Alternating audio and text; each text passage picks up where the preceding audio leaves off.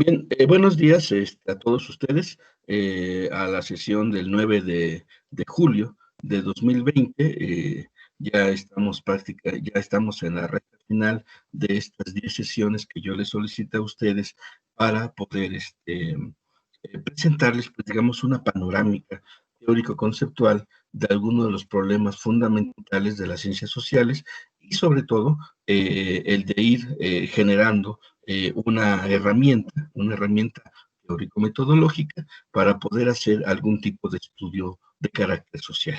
Yo sé que ustedes no van a ser todos sociólogos, pero sí considero que de todos modos, todos ustedes van a ser científicos del campo mexicano no más allá de 4 o 5 años, y dentro de esa situación, pues tener una herramienta que te permita hacer análisis de las realidades sociales, por lo menos te va a permitir tener la posibilidad de hacer previsiones o de tomar decisiones más pertinentes de acuerdo a los elementos sociales en los cuales uno está involucrado. Somos seres sociales, no lo podemos evitar, y como seres sociales, pues tenemos nosotros que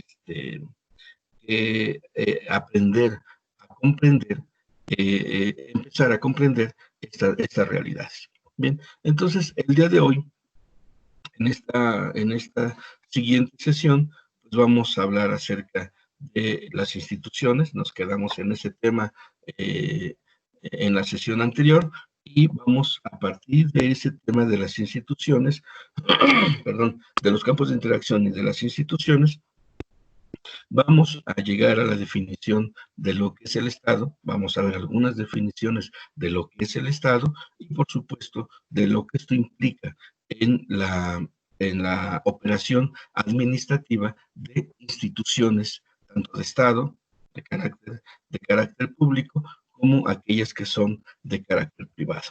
Bien, entonces voy a compartir mi pantalla y comenzamos.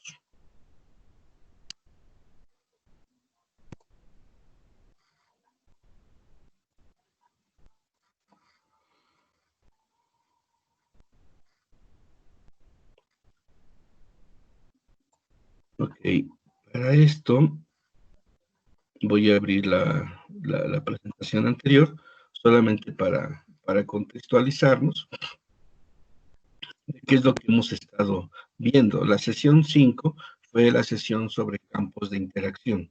En esta temática, lo que yo les comentaba en aquel momento era que, voy a pasar para esto, gracias, era que finalmente todas las interacciones van dirigidas básicamente por tres principios. El principio de la intersubjetividad. Decíamos que todas las interacciones producen intersubjetividad, es decir, tenemos significados compartidos, construimos significados compartidos. Dijimos también que la vida social solo puede entenderse como esa vivencia compleja e inestable de significados. El segundo principio era que la interacción genera sentido social, es decir, nos da un horizonte significativo en el cual nosotros desarrollamos nuestra existencia y por medio del cual las acciones de corto alcance, por ejemplo, estar en esta sesión, adquiere significación en el largo plazo, en las acciones de largo plazo. Entonces, básicamente, esto es lo que hace, lo que genera el sentido social. Yo les hacía un pequeño esquema, déjenme de una vez por aquí lo puedo abrir. En este esquema yo hablaba acerca de las tres dimensiones del tiempo, el presente, el pasado y el futuro, y veía que aunque finalmente el pasado y ya como experiencia vivida había quedado simplemente en la estructura de la memoria, de todos modos ese pasado nos contextualiza. Ya veremos una sesión específicamente sobre la noción del tiempo y de la historia para poder contextualizar fenómenos sociales. Pero nos contextualiza, nos explica de algún modo, pero el futuro, pese a que no exista como tal, a que sea simplemente una probabilidad. Sí, estoy compartiendo mi pantalla, ¿verdad? Sí, profe, sí. Sí, profe. Sí, sí, de pronto me asaltó la duda. Ok. Entonces, mientras nosotros, aunque estemos viendo en este presente y nuestras acciones aquí en este presente sean de corto alcance, curiosamente, estas acciones de corto alcance solamente pueden explicarse en una perspectiva del tiempo imaginario, pero que es fundamental porque en este tiempo imaginario hemos construido significaciones de largo alcance. ¿Por qué te portas bien ahorita? Porque me quiero ir al cielo en el futuro, ¿no? Después de mi muerte. ¿Por qué estudias el propedéutico? Porque en el futuro quiero ser ingeniero agrónomo en algo, ¿no? Es más, voy a ser maestro y voy a ser doctor en ciencias agronómicas porque creo que mi función personal, mi misión personal es aportar soluciones a los problemas del agro mexicano. Pero eso todavía no existe. Es solamente una perspectiva y sin embargo, a pesar de ello, le da significado. Los seres humanos no solamente hemos poblado el presente, también de algún modo hemos poblado el futuro y le hemos otorgado significado, sentido, un valor. Y bueno, finalmente, esta es la segunda dimensión de los campos de interacción. Generan este sentido social, nos otorgan pues una dirección hacia nuestras acciones. Eh, Alguien me preguntaba eh, la sesión pasada, ¿qué pasa con la familia, por ejemplo? La familia es una institución, es parte de los temas que hemos estado viendo, pero dicen que la familia está en crisis. La crisis de la familia, en realidad, lo único que podría significar es que la familia como institución está cambiando sus sentidos y está cambiando su perspectiva de futuro. Entonces, la crisis de la familia, por supuesto que en realidad no es más que una readecuación de las funciones normalizadoras de la familia, pues va a tener su implicación en estas situaciones, es decir, en las acciones de corto alcance y en las significaciones de largo alcance. Entonces, la reconfiguración, no me gusta llamarle crisis, la reconfiguración de la institución familiar nos va a traer nuevas formas de acciones de corto alcance y obviamente una transformación en las significaciones de largo alcance. Si antes la familia era capaz de mantener un cierto control sobre las acciones de corto alcance y ahora lo ha perdido, seguramente esto va a tener un impacto en las significaciones de largo alcance. Lo podemos seguir desarrollando un poquito más adelante. Entonces, esta es la segunda dimensión de la interacción genera sentido social. Y la tercera es que la interacción genera campos, es decir, son espacios sociales de influencia en la que confluyen las relaciones sociales determinadas y además generan redes de relaciones objetivas entre las posiciones que se dan dentro de este campo de interacción. Estos campos de interacción son muy interesantes porque finalmente nos dice que la actividad humana, toda actividad humana, digamos, tiene su propia lógica de interacción y cada una de ellas impone sus reglas en su campo de acción. Entonces, decíamos, no es lo mismo cómo te comportas en tu casa, en tu iglesia, o con los amigos, porque cada uno de estos espacios, de algún modo, significan interacciones que tienen una cierta autonomía relativa. Lo que sucede con la familia, lo que sucede en la casa de la novia o del novio, lo que sucede sentados en la butaca del templo, por supuesto que tiene sus propias reglas y eso nos da una cierta sensación de que son autónomas, ¿no? Que lo que sucede una cosa no sucede en otra. No es tan cierto esto, pero por lo menos nos da una visión de que las interacciones que nosotros generamos van dirigidas hacia ciertos aspectos de la sobrevivencia humana. Si las interacciones van dirigidas hacia la administración de los recursos escasos, a esas interacciones las llamamos interacciones económicas. Si las interacciones van dirigidas a la prohibición a la prohibición o el control de la sexualidad, pues a eso le llamamos incesto o prohibición simplemente, ¿no? Si van dirigidas hacia los abusos del poder, usos y abusos del poder, hacia las formas en cómo nosotros transmitimos el poder, cedemos el poder, bueno, entonces le llamamos interacciones políticas. Y así podemos decir que cada una de estos campos de interacción también generan sus propias instituciones. Y para ver la cuestión del concepto de institución, yo les comentaba en la sesión pasada que la interacción, realmente, perdón, la institución es una palabra que viene del latín institutio, que está vinculada específicamente con los hábitos y las costumbres. Todas las interacciones generan hábitos, generan costumbres. Y cuando algo está habituado, cuando algo está normalizado, las reglas de normalización que se empiezan a generar dentro de ese hábito constituyen la institución. Aquí queda algo muy claro, la institución no es el edificio, no es la estructura física, sino los hábitos que se administran dentro de esa institución, dentro de esa interacción, de ese campo de interacción. Por eso es que tenemos que tener muy claro de dónde proviene la palabra institutio, porque finalmente la parte fundante del concepto está atravesada por esta noción del hábito y de la costumbre. Y insisto, los hábitos generan norma, generan reglas. Si tú, por ejemplo, estás habituado a levantarte a las 6 de la mañana porque a esa hora te toca tu sesión de yoga para poder contactarte con tu yo interior, y eso es ya un hábito, eso va a generar ciertas reglas básicas. Uno, levantarme a las 5:45 por lo menos para poder preparar todo lo que necesito, mi tapete, mi música, mis inciensos, para poder hacer mi yoga.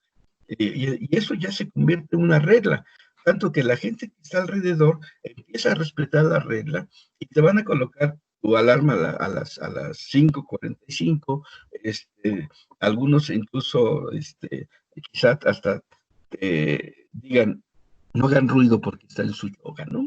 Entonces, todo esto genera este tipo de reglas, de normas, y obviamente las normas, como la palabra lo dice, nos normalizan. Normalizar significa nos colocan en una cierta dinámica de orden. Cuando nosotros hablamos de orden, hablamos obviamente de hábitos. Es decir, aquel que vive ordenadamente es porque vive dentro de una esfera de hábitos bien definidos. Quería repetir esto porque finalmente es digamos, el preludio de lo que vamos a revisar el día de hoy. El día de hoy vamos a hablar acerca de las instituciones, pero nos vamos a referir específicamente a una de las instituciones quizá más importantes en términos sociales. ¿Cuál es esa institución? El Estado. Es bien importante que tengamos claro esto, porque prácticamente toda la administración de un país está referida al concepto de Estado que tenga. Y ahorita vamos a ver esto. Y muchas veces las acciones de Estado eh, nos determinan. Si ahorita, por ejemplo, como pasó hace unos días en una fake news, una noticia falsa, se anunció que López Obrador había solicitado la desaparición de la SADER. Y como ustedes saben, la SADER pues, es una de las instituciones más importantes en el sentido de que es la que normaliza, regula la vida pública dirigida al desarrollo del campo. Y obviamente, cuando muchos vieron esta noticia, esta decisión de Estado, o esta supuesta decisión de Estado, pues mucha gente empezó a temblar. y nosotros los chapingueros deberíamos de haber temblado de terror, porque la desaparición de la SADER implicaría la transformación de la Universidad Autónoma Chapingo. Para aquellos que no lo sepan, Chapingo no pertenece a la Secretaría de Educación Pública, Chapingo pertenece a la SADER y de ahí obtiene su presupuesto. Si hubiese una transformación o una desaparición de la SADER, pues por supuesto que Chapingo también sería afectado. ¿Cómo? No lo sabemos. No tenemos idea, podemos imaginar algunas posibles líneas de afectación, pero nadie podría hasta ahorita poder decir en efecto, eso es lo que pasaría con Chapingo si desaparece la SADER. Afortunadamente, siempre hay que buscarle, se descubrió que era una noticia falsa, lo que realmente López Obrador había sugerido era que en este afán que el señor tiene por generar ahorros públicos, desaparecer algunos programas de investigación dentro de la SADER. Entonces, eso, por supuesto, va a tener un impacto directo a la investigación agrícola del país, pero por lo menos hasta ahorita, con esta situación, Chapingo puede estar respirando un poco más tranquilo. No significa que deba de confiarse. Las grandes transformaciones de Estado determinan, o más bien las grandes decisiones de Estado y de gobierno, ahorita vamos a ver la diferencia, por supuesto que tienen sus implicaciones en, no solamente en las instituciones inferiores, sino también en los sujetos que ahí laboran, que ahí desarrollan su vida. Bueno, pues entonces, vayámonos a esta presentación. Bueno, una de las cosas que debo insistir en esta presentación es que, en efecto, esas habituaciones generan estructura, generan normas. Las interacciones normativizadas van a producir mecanismos de vigilancia y de castigo, y además producen sentido de orden social. Estos elementos ya los he, digamos, revisado, colocado en el horizonte de la discusión en las sesiones anteriores, pero bueno, tengo que retomarlo porque finalmente la cuestión de que las instituciones son habituaciones de las interacciones humanas y la situación de decir que estas realmente generan una norma, es decir, nos normalizan, nos generan leyes, nos generan moral, nos generan reglas de operación y además nos dicen hacia dónde debemos de ir. Las instituciones producen este sentido de orden social. Ya no solamente es el orden, el sentido social que uno tiene de manera personal, sino ahora estamos hablando ya de un sentido de orden colectivo que es vigilado por las instituciones. Entonces, lo que tenemos que ahora entender es que si las instituciones en realidad se desprenden de los campos de interacción, entonces tenemos que decir que hay instituciones específicas para cada campo de interacción. Yo les hablaba de algunos, perdón, de algunos de estos campos de interacción, por ejemplo, el de la socialización.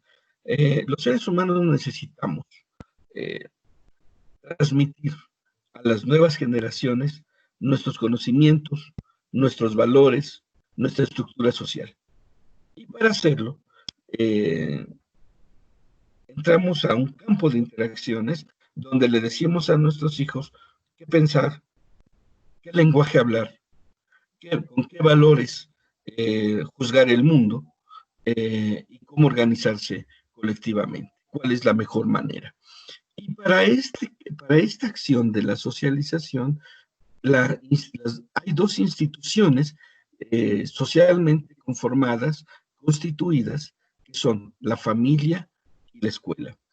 La familia es una institución, y lo es porque instituye, recuerden esto, genera hábitos, genera costumbres. En la familia nosotros reconocemos las figuras de autoridad, por ejemplo. Puedes gritarle a tus hermanos menores, a lo mejor hasta les da su chinga, pero a los padres, al papá, a la mamá, por supuesto que no le puedes levantar la voz, porque eso implica toda una sucesión de hechos violentos, de hechos dramáticos, que por supuesto no van a ir a favor de ti. Entonces, la familia instituye, pero la familia también socializa, es decir, nos aporta los valores con los cuales los seres humanos vamos a juzgar el mundo, vamos a vivir el mundo, vamos a habitar el mundo. Entonces, la familia es una de las instituciones más importantes porque es básicamente nuestra primera institución. Y en esta primera institución aprendemos, normalizamos, estructuramos la dinámica de la autoridad, la dinámica del orden e incluso la dinámica de la sexualidad. Es justamente en la familia donde se establecen los primeros principios del incesto, es decir, la prohibición de tener relaciones sexuales o relaciones reproductivas, podría ser más específico, con los agentes de primera línea de sangre de tu propia estructura familiar. Y esto obviamente está controlado por esta institución, por la familia. Y la segunda institución en la que también va dirigido hacia los procesos de socialización es la escuela. La escuela no solamente te aporta conocimientos, los conocimientos que tú debes de tener para poder sobrevivir en este mundo y sobre todo pensando en los mercados laborales. La escuela también te produce valor, también te genera una forma de ver el mundo, también te genera una forma de habituar el mundo.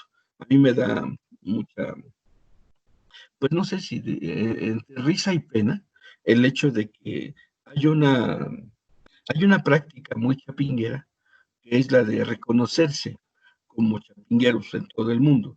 Entonces, si en algún momento tú te encuentras a otro chapinguero en alguna otra circunstancia fuera de la universidad, siempre ocurre casi el mismo diálogo. Colega, usted es chapingo. Oh, qué bueno, colega. Sí, colega. Oiga, ¿y usted conoció a fulanito de tal, de quién sabe qué, que iba en tal departamento de la generación de tal? Los chapingueros tendemos mucho a reconocernos comúnmente. Y además hay una especie de solidaridad este, constituida en ese reconocimiento.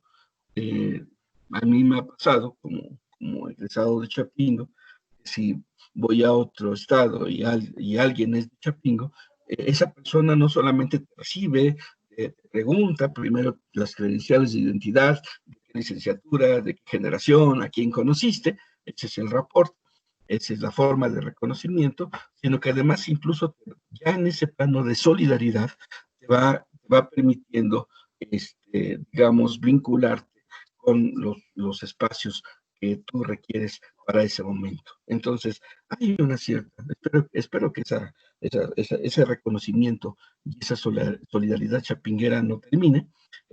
Están cambiando las estructuras, por supuesto, pero bueno, hasta este momento, nuestra escuela, nuestra universidad, no solamente nos ofrece conocimientos técnicos, también nos ha socializado, nos permite reconocernos como parte de una institución, nos genera identidad y por supuesto en ese reconocimiento también nos permite valorar y vivir el mundo. Bueno, para las instituciones dirigidas hacia lo trascendente, a lo que sucede más allá de la vida, las hemos enmarcado con las instituciones religiosas, la iglesia, el templo, la mezquita, todos estos lugares donde se concentra nuestra visión acerca del más allá, están enmarcadas en el principio institucional de las religiones. Y hay toda una corte de personas, de sujetos que forman estas religiones y que las administran. Esto es algo bien importante. Una institución se administra y, por supuesto, el que administra esa institución administra un campo de interacción específico.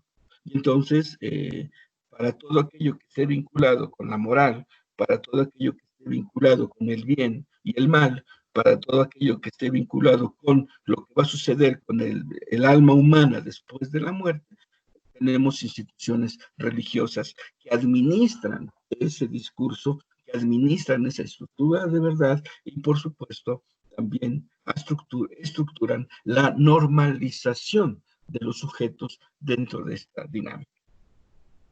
Bueno, me voy a ir un poquito más rápido. Tenemos instituciones para la supervivencia, como es la Organización para el Trabajo, el mercado, por ejemplo, nos permite organizarnos para el trabajo. Marx decía que en realidad esa es la actividad más importante, porque los seres humanos nos tenemos que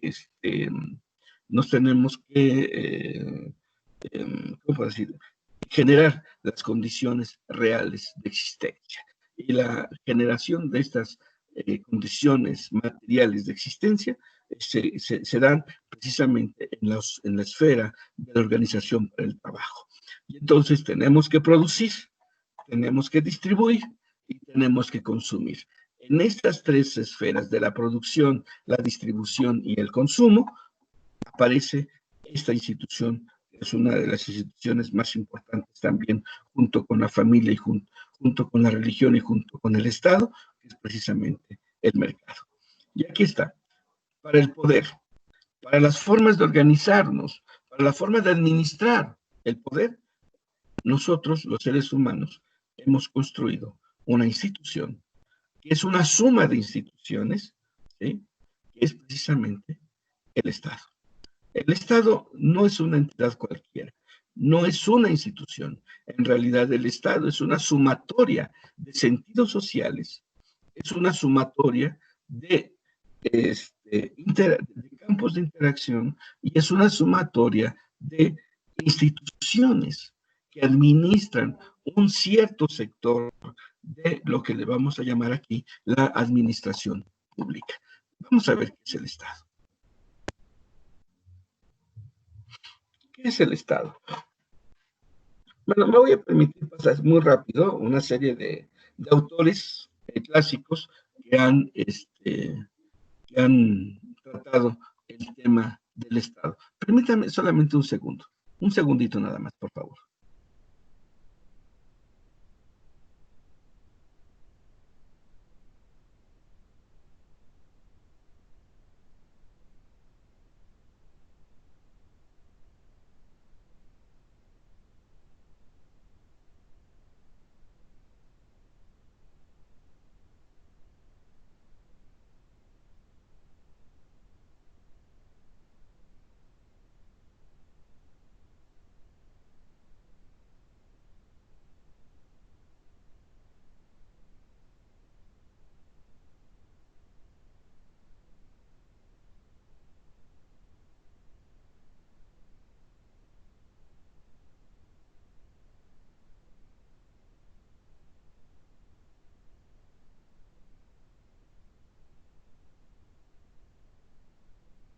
Disculpen ustedes, es que tuve que ponerme un chalequito y taparme un poco porque aquí está haciendo bastante frío y con esta cuestión todavía de mis procesos de salud que aún todavía no he logrado superar completamente, pues ya están afectándome, ya se me está cerrando la garganta.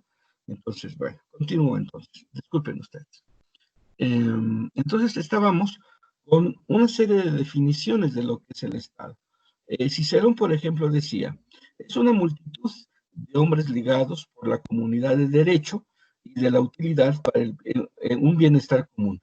Ese es uno pese a que fue escrito aproximadamente ya por el siglo II después de Cristo, esta es una definición muy interesante de lo que es el Estado, sigue siendo contemporánea, porque nos habla de un concepto que es el de la comunidad del derecho. Y en efecto, una de las cosas que entendieron los romanos, entre ellos Cicerón, es que un Estado está constituido por una dinámica de derechos y de obligaciones comunes y dirigidos hacia el bienestar común. Eso es algo muy importante. Prácticamente desde el siglo II, con Cicerón, nos hemos topado con una excelente definición de lo que es el Estado. Quiero que hagamos para poder comprender esto, solamente una pequeña acotación. No es lo mismo Estado que gobierno. Son dos cosas completamente, bueno, son dos cosas diferentes, aunque tienen sus vínculos subyacentes, ¿no? Entonces, ahorita estamos hablando de Estado. En un momentito más les hablaré de lo que es un régimen gubernamental o de lo que es un régimen de gobierno.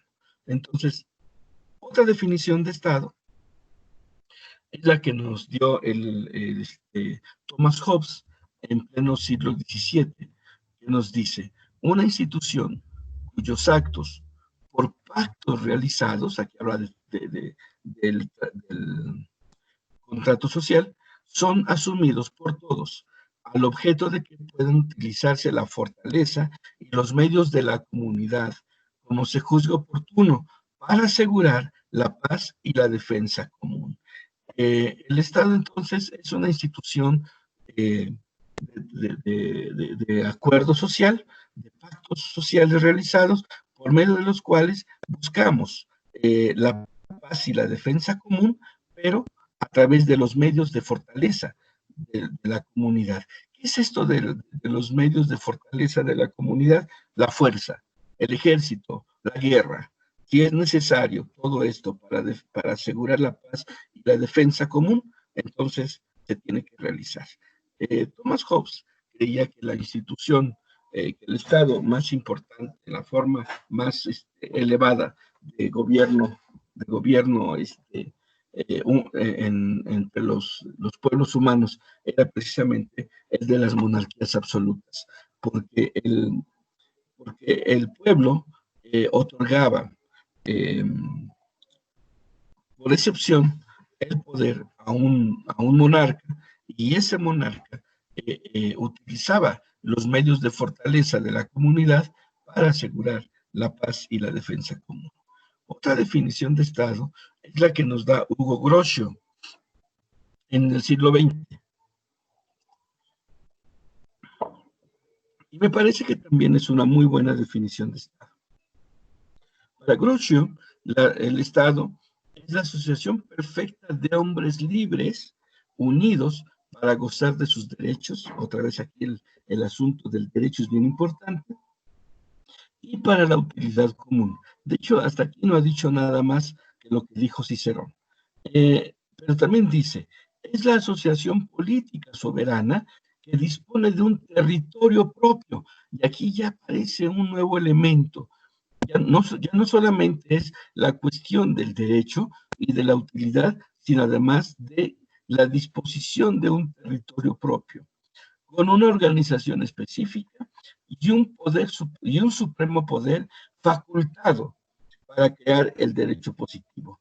En esta definición de Grocio hay precisamente los elementos de lo que es el Estado. El Estado sería esa sumatoria de todas aquellas instituciones que interactúan en un territorio propio bajo un marco común de derecho y de utilidad, bajo un marco de derecho y de utilidad común. Así podríamos nosotros pensar qué es el Estado, de acuerdo a Hugo Grocio. Y bueno, siempre están los críticos, siempre están aquellos que dicen, no, pero el Estado además es otra cosa. O sea, sí es eso lo que dice, lo que puede haber dicho Grocio, aunque bueno, Marx vive antes que Grocio, pero Marx en el siglo XIX nos dice que el Estado en realidad es, digámoslo así, aquella entidad que no se maneja por el reino de la razón, sino por la fuerza. No busca el bien común, como diría Grocio o como dijo Cicerón, sino que busca el interés parcial. Recuerden que para Marx había dos clases, las clases dominantes, las que tenían el control de los medios de producción, y las clases dominadas, los que no tenían ese régimen de propiedad en torno a los medios de producción y solo aportaban su fuerza de trabajo. Para Marx, el Estado va a buscar el bien, pero no de la sociedad, sino más bien va a buscar la defensa del interés parcial de las clases dominantes, de las que poseen el control de los medios de producción. Dice aquí, me lo voy a saltar hasta acá. No, por aquí. No es la salida del estado de naturaleza, sino su continuación bajo otra forma.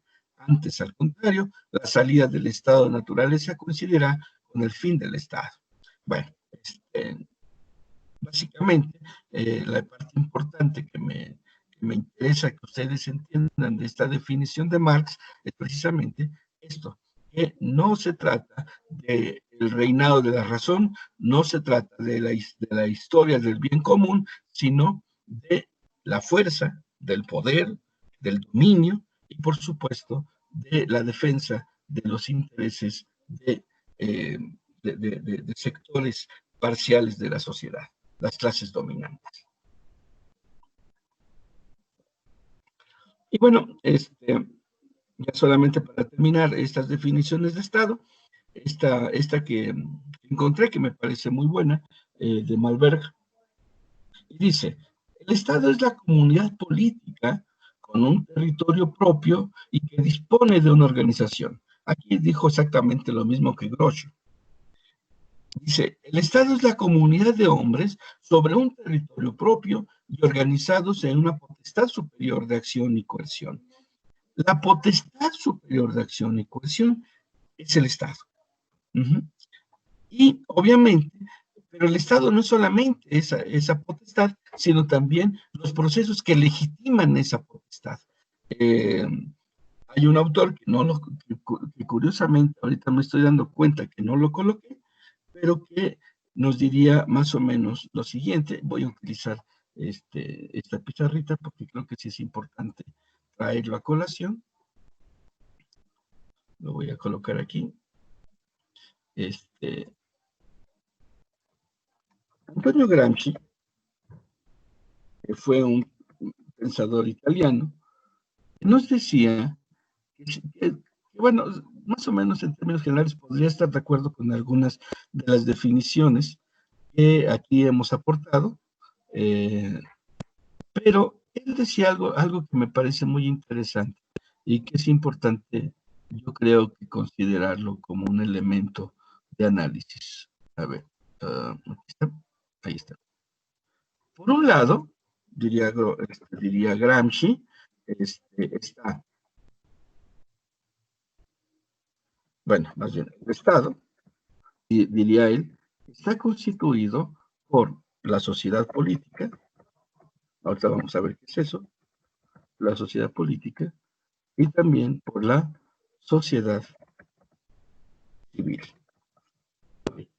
¿Recuerda lo que dice, a lo que dice Gramsci? La sociedad política, es decir, aquellos que administran el régimen de gobierno,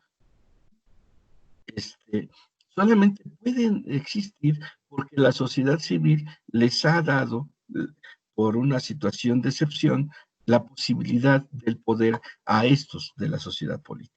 Entonces, aquí hay una transmisión de poder que va de la sociedad civil a la sociedad política, pero que también va en sentido inverso, es decir, hay un poder que una vez ya constituido va de la sociedad política al, a la sociedad civil. Y entonces una cosa no existe sin la otra. De tal modo que cuando nosotros hablamos de los regímenes de excepción, que sería la sociedad política, vamos a poner aquí un régimen de excepción, tengo los acentos al revés. Ok, ya está arreglado. Decepción. En realidad estaríamos hablando de un régimen gubernamental. De un régimen gubernamental. Ahí está.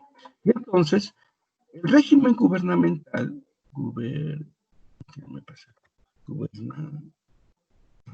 ahí está. El régimen de gobierno, está, digamos, administrado por esta sociedad política que llega ahí, a este régimen de excepción para poder controlar la vida común. Y a todo esto es a lo que le vamos a llamar Estado. El Estado no es el régimen gubernamental. Es decir, AMLO no es el Estado. López Obrador solamente representa un régimen gubernamental. Me falta una N. Ahí está. AMLO solamente representa un régimen gubernamental que le permitió 30 millones de ciudadanos. Recuerden que AMLO llega con un voto de 30 millones de ciudadanos, ¿sí? Estos 30 millones de ciudadanos mandatan por un sistema legal que le llamamos democracia. Por aquí está. Mandatan por un sistema jurídico de participación social. Nosotros le llamamos democracia. Ahorita vamos a ver también un poquito este concepto. Ok. Estos 30 millones de personas mandataron a través de las formas jurídicas y de participación social que un representante de la sociedad política pudiera construir un régimen gubernamental. Esto es básicamente. Pero, ¿qué pasaría o qué pasó hace 2 años cuando abandonamos a Peña Nieto, su copete, su gaviota y su PRI, ¿sí? Y llegamos con AMLO, su morena y su, no sé, ya no me acuerdo cómo se llama la señora, bueno, no es importante. Llegamos a esta nueva tipo de organización. No rompimos nuestro sistema jurídico, lo que cambiamos fue de régimen gubernamental. Entonces, cambiamos de los sujetos que administran el proceso de poder, pero no cambiamos de los procesos jurídicos que sustentan esta dinámica de poder. Entonces, básicamente, aquí podemos encontrar en esta visión de Gramsci bien claro la situación. El Estado no es el régimen gubernamental, el Estado está compuesto por los elementos de la sociedad civil, que seríamos nosotros, que a través de un régimen de excepción, a través y los sistemas jurídicos y de participación social, que le hemos llamado democracia, permitimos la construcción de las sociedades políticas y obviamente de las sociedades políticas ya constituidas se desprenden los regímenes gubernamentales. Bien, espero que esta pequeña explicación en torno a Gramsci nos permita entender ahora que finalmente un régimen gubernamental no es el Estado, es una unidad administrativa del poder político. Un régimen gubernamental supone una organización de las formas de conservación y transición legal y administrativa del poder público. El poder público es precisamente el que se manifiesta a través de la participación de esos 30 millones, que utilizando los mecanismos jurídicos y políticos que nosotros mismos hemos validado, esto permite precisamente la aparición de las sociedades políticas, perdón, de los regímenes gubernamentales. Entonces, es una unidad administrativa del poder político. AMLO, la administración de López Obrador, es un régimen gubernamental. no es el Estado.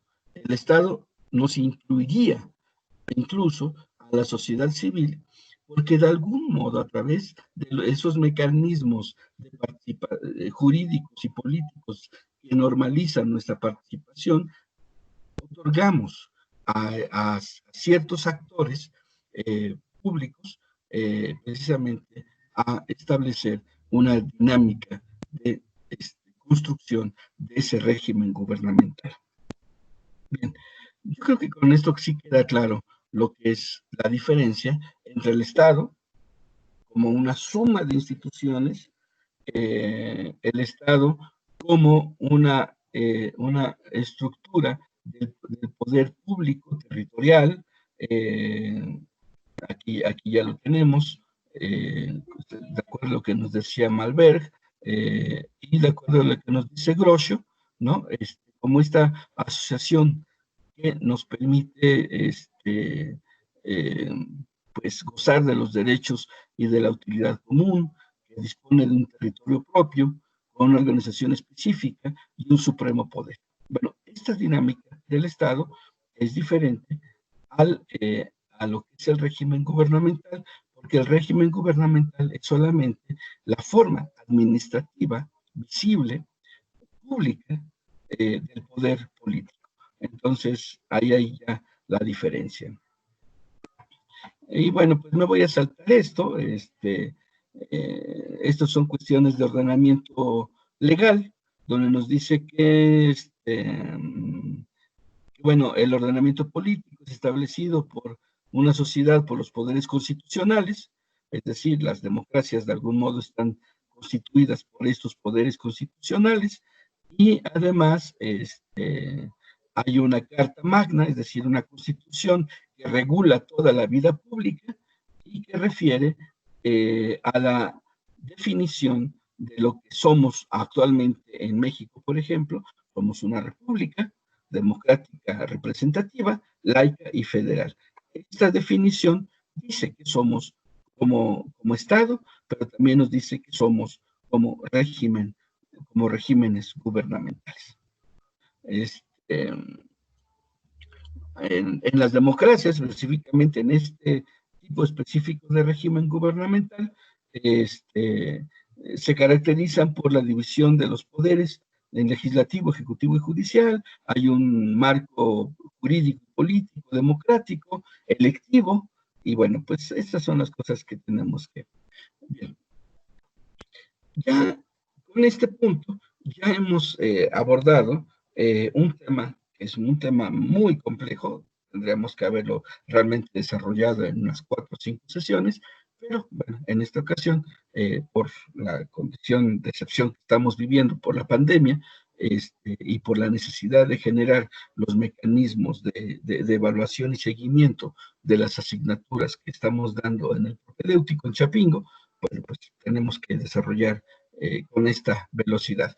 Si hubiera alguna pregunta, ojalá que si las hubiera, al finalizar podemos discutir acerca de ellas. Bien, entonces ahora vamos a definir a partir de ya una vez concebido lo que es el Estado, lo que son, bueno, lo que son las instituciones, lo que es el Estado, lo que es un régimen gubernamental, vamos a distinguir la dinámica de lo público y lo privado. Son dos cosas que solamente las podemos entender si ya entendimos el contrato social que nos obliga a todos los seres humanos, específicamente a los que vivimos en un mismo territorio, a los que hablamos una misma lengua, a los que tenemos más o menos una cultura común, no homogénea, sino común, lo que nos obliga precisamente a pensarnos como Estado, ¿no? Entonces, lo público y lo privado. Esto es parte de los acuerdos sociales, de los contratos sociales que hemos, digamos, firmado, aunque nunca hemos agarrado una pluma y en ningún papel lo hemos establecido, pero que hemos acordado como normales. En ese acuerdo social,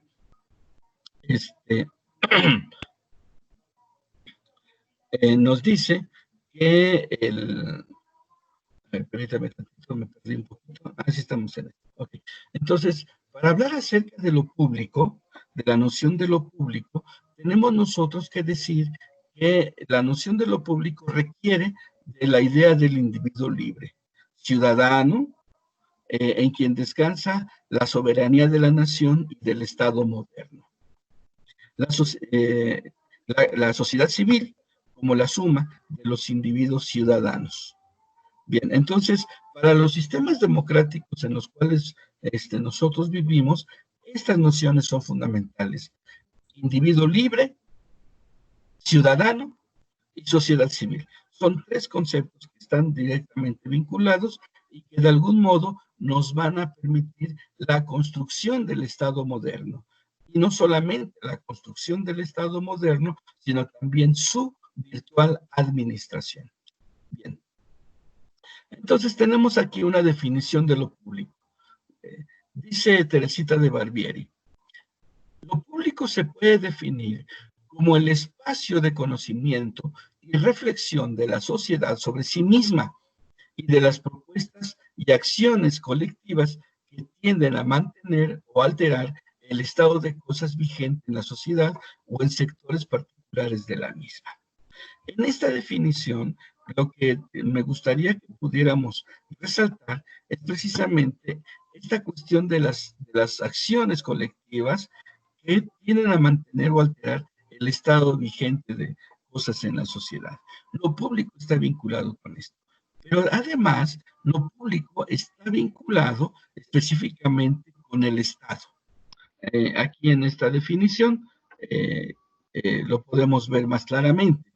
Lo público es el Estado, el servicio al Estado, y por otra parte, lo privado, o más bien lo particular, correspondía a todo lo que se sustraía del Estado.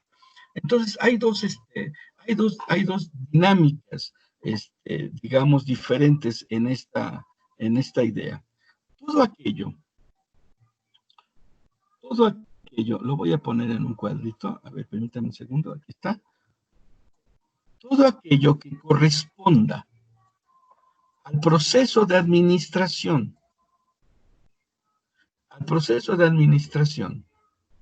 de, del Estado, ¿sí?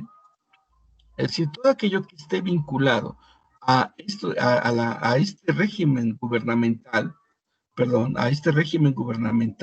todo aquello que esté vinculado con el interés público, desde la sociedad civil hasta acá, le vamos a llamar la esfera pública. Permítame tantito.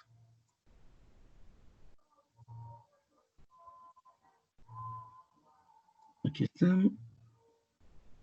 Ok, ahí está. Entonces tenemos algo que le vamos a llamar la esfera pública. La esfera pública está directamente vinculada con todas aquellas acciones que permiten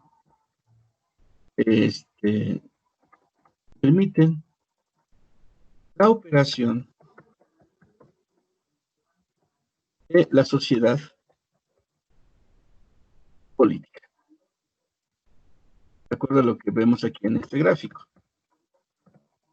Entonces, esa es la esfera pública.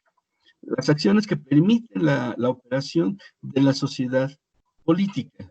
Es decir, vamos a decirlo aquí, lo vamos a poner, todo aquello que esté directamente vinculado con el Estado. Y el Estado, de acuerdo a lo que nos decía Groscio, pues tiene la particularidad de defender el interés común. El interés común. Pero, obviamente, bajo acciones administrativas del régimen gubernamental. Pero vamos a poner del Estado. Ahorita hacemos la diferencia. Del Estado. Entonces, cualquier acción que se desarrolle bajo la dinámica del interés común, Permítame un segundito, por favor. Un segundito, por favor. Bueno.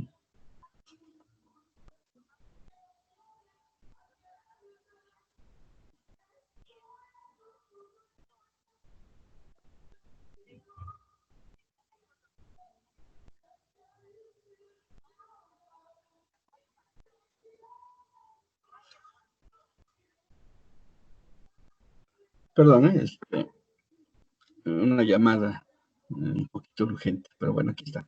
Entonces, eh, vuelvo con esta idea. Todo aquello que esté basado en el principio de la esfera pública es aquello que está de algún modo vinculado a las acciones de operación de la sociedad política o del Estado y van dirigidas hacia el interés común bajo acciones administrativas de ese Estado. ¿Y de qué es la esfera privada? La esfera privada, lo vamos a poner por aquí, la esfera privada está vinculada con los aspectos, por lo menos con dos aspectos. A ver, permítanme un segundito. Ahí está.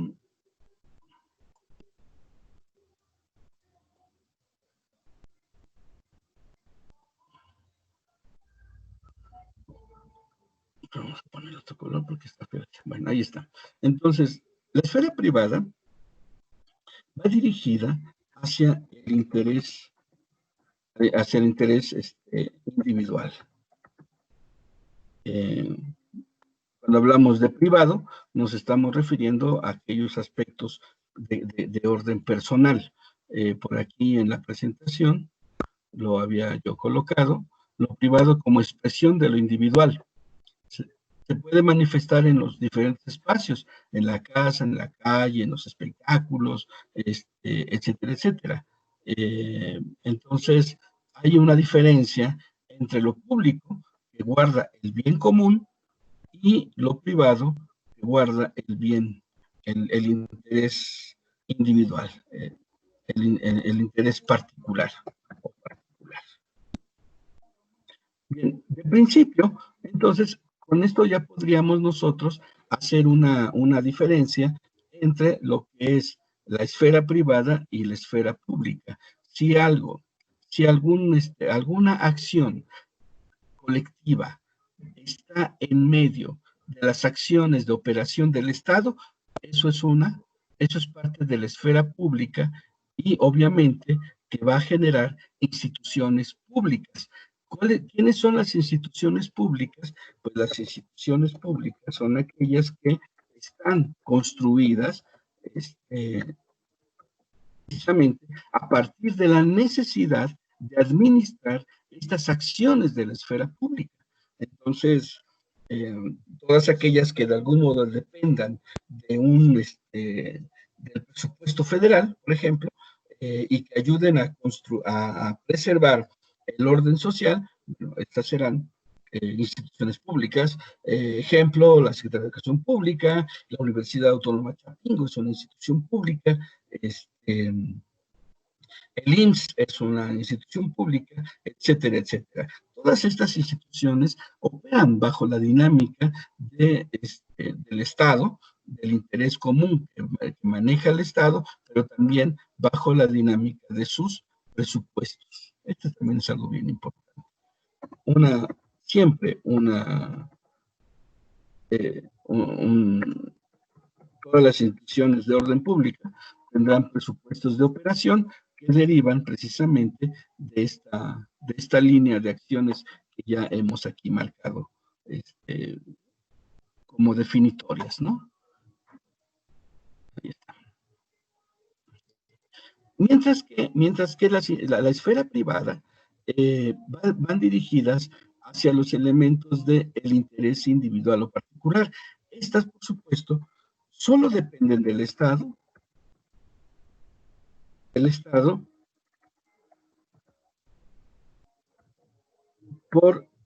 en la dinámica de su reconocimiento. Nada más. Porque en términos de operaciones, de operación, obviamente, estas operan bajo la dinámica eh, digamos, de su autogestión. E incluso autofinanciamiento. Ahí está. Entonces, ya tenemos aquí la gran diferencia entre la esfera pública y la esfera privada, y además ya dijimos que la esfera pública construye instituciones públicas y ahora tendremos que decir que la esfera privada construye también instituciones privadas. Ahí está.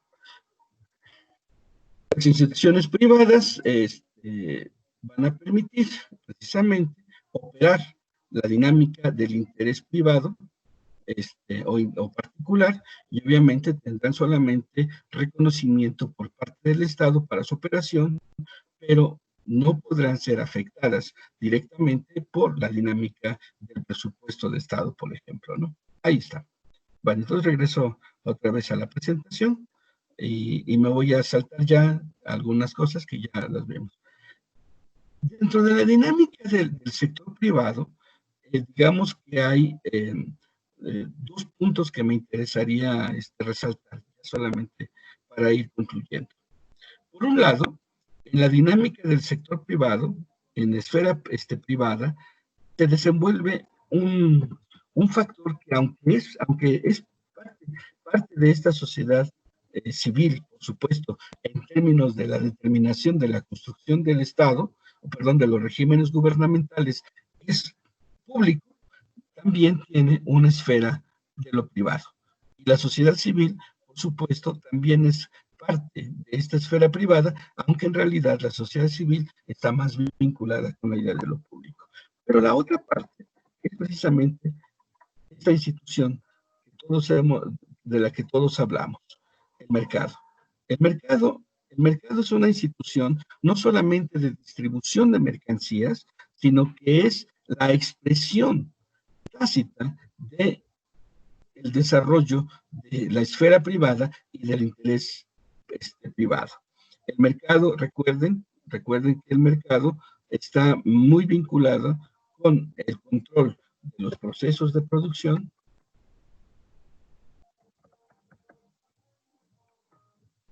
más los procesos de circulación, más los procesos de consumo. Ahí está. Y entonces, el mercado como tal se manifiesta como este proceso por medio del interés privado que permite el desarrollo precisamente de estas instituciones privadas que van a tratar de regular los procesos de producción, procesos de circulación y los procesos de consumo. Ya voy a terminar, solamente avanzo rápido en esta idea. Entonces, tenemos nosotros que decir que, de acuerdo a lo que hemos visto, habrá siempre instituciones públicas e instituciones privadas. Y lo que tenemos que decir de las instituciones públicas es que tienen digamos, esferas de acción. Hay algunas que solamente tendrán un rango de operación municipal, otras estatal, otras serán federales y otras serán translaterales. Entonces, por ejemplo, la municipal, cuando hablamos del gobierno municipal, bueno, todas las instituciones públicas están vinculadas a este orden municipal, tanto desde el presidente municipal hasta los delegados en las comunidades pertenecen a las instituciones de orden público, las estatales, las federales, como la Secretaría de Educación Pública, como Conagua, etcétera, etcétera, bueno, incluso Chapingo, incluso las translaterales. ¿Cuáles son las translaterales? Son aquellas instituciones de orden público que tienen un rango internacional de actuación. La ONU, el Fondo Monetario Internacional, el Banco Mundial, la FAO, la OTAN, finalmente, son instituciones de orden translateral porque su campo de acción y su campo de operación jurídica es mucho más grande que las federales, que en realidad son las nacionales, las estatales, que es una administración de las federales, y la municipal, que es una administración de las estatales. Entonces, Básicamente, cuando hablamos de instituciones públicas, hablamos de que existen estos cuatro tipos de instituciones en el sentido de su identificación. Y entre las instituciones privadas, tenemos que decir que hay algunas que son del orden del mercado y otras que son del orden de la sociedad civil, y que al igual que las instituciones eh, públicas, también hay instituciones privadas, como son las locales, las regionales, las nacionales y las transnacionales. Por ejemplo, perdón, por la redundancia, un ejemplo de una institución transnacional es la Iglesia Católica. La Iglesia Católica tiene un montón de sedes en todo el mundo, pero no es una institución pública. Aunque se junten ahí millones de personas, no se convierte en una institución pública, porque ya habíamos dicho que una de las características de las instituciones públicas es precisamente el de la operación del presupuesto a partir precisamente de las operaciones del Estado. Y como la Iglesia Católica no lo es más bien un elemento de la esfera privada, ¿sí? Que defiende, pues, obviamente, el interés privado de los particulares que la componen, pero no opera bajo la dinámica de la Constitución del Estado. Entonces, si en una comunidad se organizan para poder hacer la fiesta patronal, aun cuando junten a todos los miembros de la comunidad y cada miembro aporte su dinero a través de las limosnas, a través de las cooperaciones semanales que se generan dentro de las mayordomías, aun con todo eso, será una acción privada, de interés privado, regulada por una institución privada. En cambio, si en tu comunidad se han unido para poner el drenaje en la calle donde vives, y todo el mundo dio dinero, pero además también están recibiendo presupuesto del gobierno municipal, pero también además gestionaron algún programa de orden federal, entonces esa acción, aunque sean poquitos, pero como entra la regulación del gobierno, entonces hablamos de que eso es una dimensión de carácter privada, digo pública, perdón, pública, y que tendrá un campo, una esfera de acción dentro de esta dinámica. Bueno, pues básicamente esto es lo que yo quería exponerles el día de hoy. Solamente concluir que algo que es importante en todas las instituciones es lo siguiente: todas las instituciones tienen, tienen una especie como de, ¿cómo le podemos llamar? De campo, pero no me gusta mucho la palabra, de campo. Ay, se me fue el concepto, perdón, permítanme. Atribuciones, campos de atribuciones legales. ¿Qué significa esto? Y ya con esto concluyo la sesión. El campo de atribuciones legales significa que estas instituciones tienen normas de operación que les permiten intervenir en ciertos aspectos de la relación entre la sociedad política y la sociedad civil, pero que no pueden ir más allá. Por ejemplo, creo que alguna ocasión yo les ponía este ejemplo: el secretario de Defensa no puede declarar la guerra a otro país. No está en su campo de atribuciones legales. Aun cuando uno puede decir, pero maneja todo el Estado. No, administra, perdón, todo el ejército. No, administra el ejército, por supuesto. Pero no está en su campo de atribución legal declarar la guerra. Declarar una guerra es propio de una atribución del Poder Ejecutivo y del Poder Legislativo, pero jamás del Ejército. Entonces, todas las instituciones tienen campos de atribución legal. Si una institución va más allá de su campo de atribuciones legales, pues seguramente estará más allá de la ley y estará generando un conflicto al interior de la dinámica de la relación entre la sociedad civil y la sociedad política. Eso es bien importante, porque ya cuando nosotros pensamos en términos de nuestro mapa de pensar, cuando nosotros estemos tratando de identificar instituciones, nosotros vamos a tener que también determinar si la institución está jugando correctamente dentro del marco legal, del marco jurídico, que le atañe su campo de atribución. Porque muchas veces ocurre que las instituciones transgreden sus campos de atribución y obviamente también transgreden con ellos los marcos jurídicos. Y eso también es parte de lo que le hemos llamado nosotros el conflicto social. Bueno, aquí lo detengo, aquí lo detengo, dejo de compartir.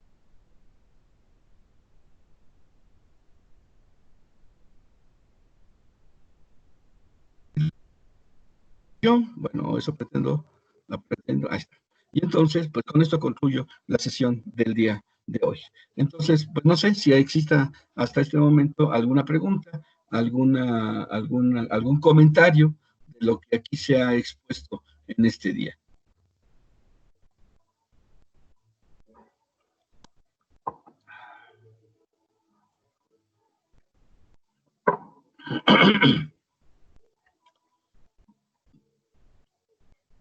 Bueno, tenemos 71 personas en la clase y bueno, yo esperaría por lo menos un par de comentarios.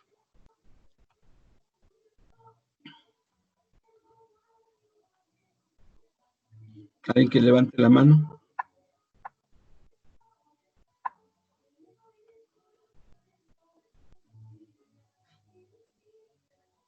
Hola, hola.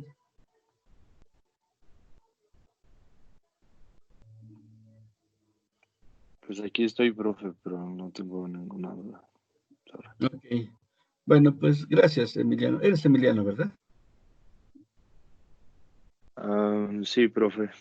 Ok, gracias, Emiliano. Bueno, por lo menos ya escuché una voz. Se los he comentado, no sé si, o no sé si, sí creo que sí ya les he dicho. La gran angustia de los que estamos de este lado del micrófono y de la cámara es que al tener todos los micrófonos silenciados, y las cámaras también silenciadas, de pronto no sabemos, no tenemos la certeza de con quién demonios estamos hablando.